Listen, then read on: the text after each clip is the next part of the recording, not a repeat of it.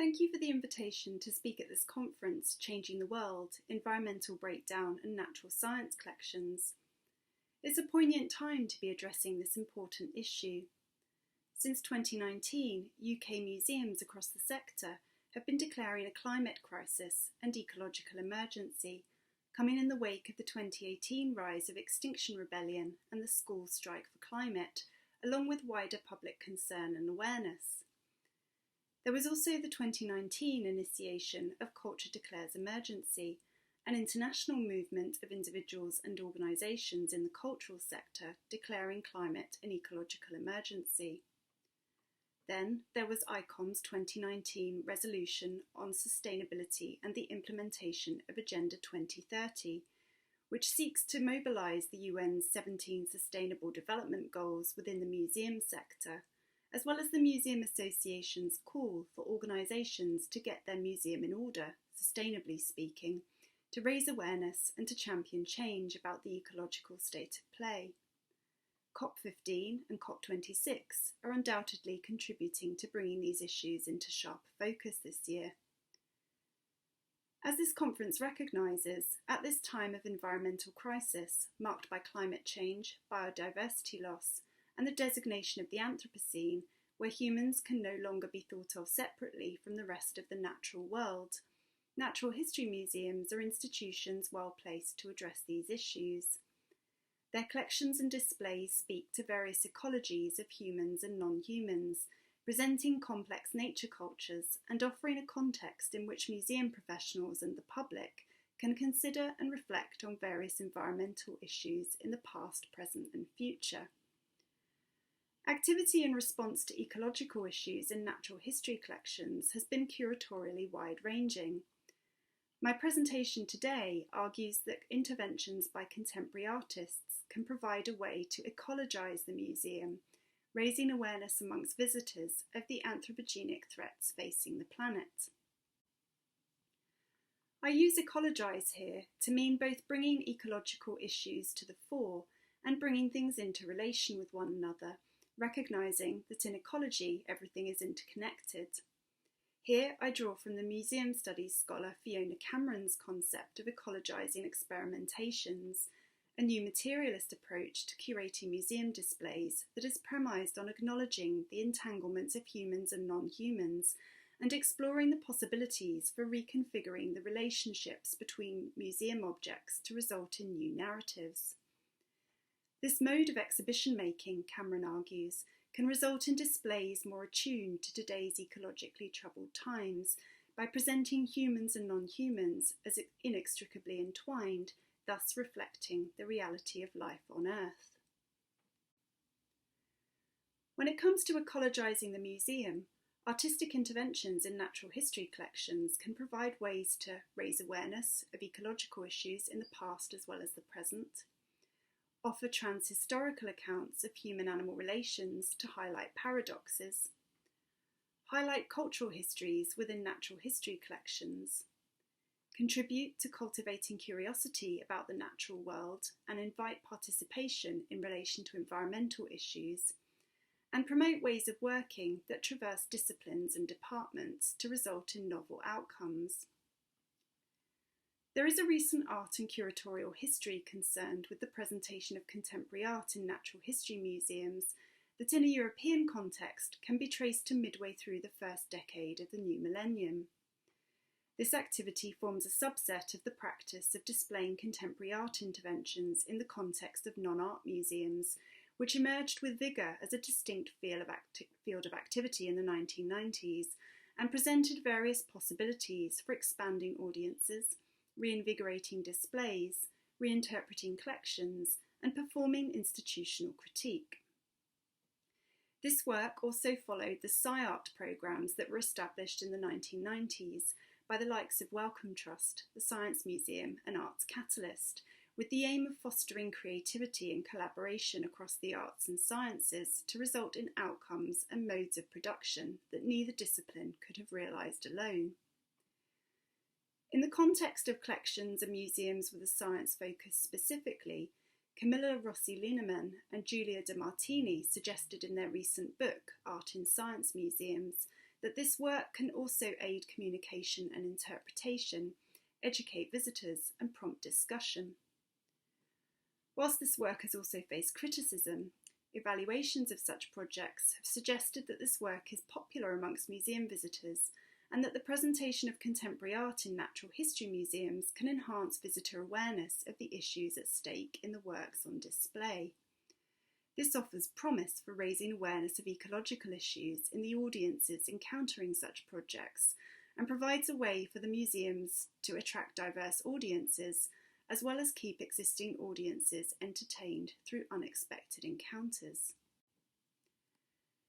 The form these projects in natural history museums have taken are wide-ranging, including standalone temporary exhibitions, one-off commissions, interventions in existing museum displays, and collaborations between artists and museum professionals. Whilst the programmes I will introduce were not conceived in every instance with an ecological imperative in mind, many of the programmes featured work drawing attention to environmental issues. So what forms have these kind of artistic projects taken? Many of you attending the conference will be aware that the Natural History Museum in London had a contemporary art programme comprising exhibitions, commissions and residencies, as well as a dedicated curator of contemporary art responsible for this programme, Birgit Ahrens, from 2005 to 2013. In 2006, the museum presented The Ship, The Art of Climate Change in its Jerwood Gallery, a dedicated space for temporary exhibitions. The show was a collaboration with Cape Farewell that aimed to increase understanding of climate change through the display of artworks created as part of the Cape Farewell project, in which artists journeyed to the high Arctic and made work in response to their experiences in a region where the effects of climate change are visible. The works in this exhibition were made across a variety of media, and I'm sharing now an image of Ackroyd and Harvey's Stranded, which features the bones of a minke whale encrusted with crystals to recall the whale bones the artist saw across the Arctic landscape, and to act, in the artist's words, as a memento mori of our times. In the exhibition's press release, curator Birgit Ahrens observed how the exhibition sought to, and I quote, use the creative vocabulary of art rather than science to raise an awareness that everyone individually can help alleviate the impact of climate change, pointing to an environmental objective behind the exhibition. Evaluations observed that while some visitors wanted more interpretation to make sense of these artworks in the context of this museum, many nevertheless appeared to gain further insight about climate change and its effects through their visit. In 2010, the Oceanographic Museum of Monaco, which comprises collections of oceanography, natural history and a large aquarium, initiated a contemporary art programme to mark its centenary year and reaffirm its premise of displaying art and science side by side. In 2011, the American artist Mark Dion developed Oceanomania, a giant cabinet of marine curiosities installed in the permanent displays, which contains objects and specimens the artist selected from the museum's collections and stores in collaboration with museum staff.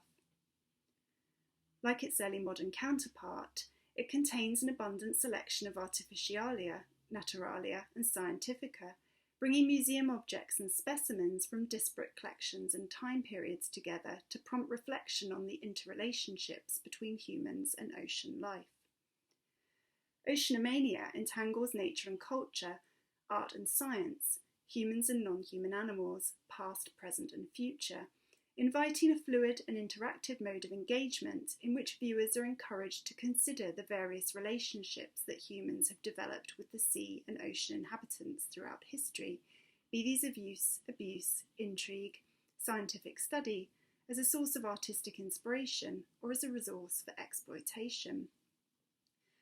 Oceanomania was created in the wake of two contrasting marine events: the 2010 Deepwater Horizon oil rig disaster, which had disastrous and deleterious effects on wildlife,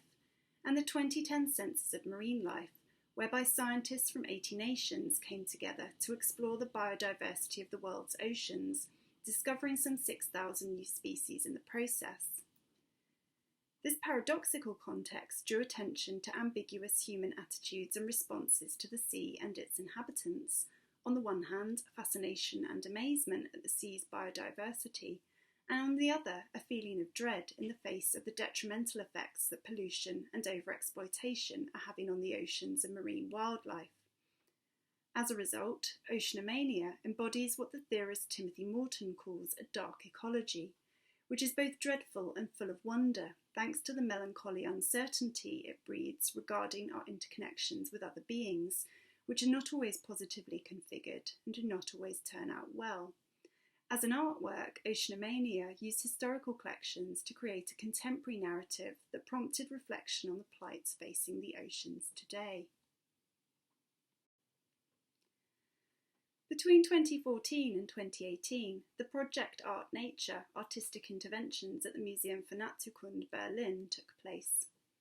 This international project saw the commissioning of a series of large-scale art interventions in the museum that reflected on different aspects of the institution's history, collections, and natural science more broadly, with artists variously researching the collections and archives and collaborating with museum professionals in the realisation of their projects that were finally displayed in the museum's galleries.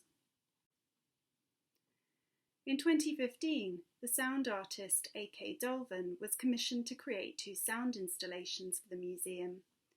In the wet collections, a large sculptural installation of preserved specimens of fish in spirit jars, the artist presented the sound work Outside the Window, a recording of Arctic cod mating. The sounds were recorded on an expedition the artist planned and carried out with the museum biologist Karl-Heinz Frommelt to capture the audio of a species currently not represented in the museum's animal sound archive.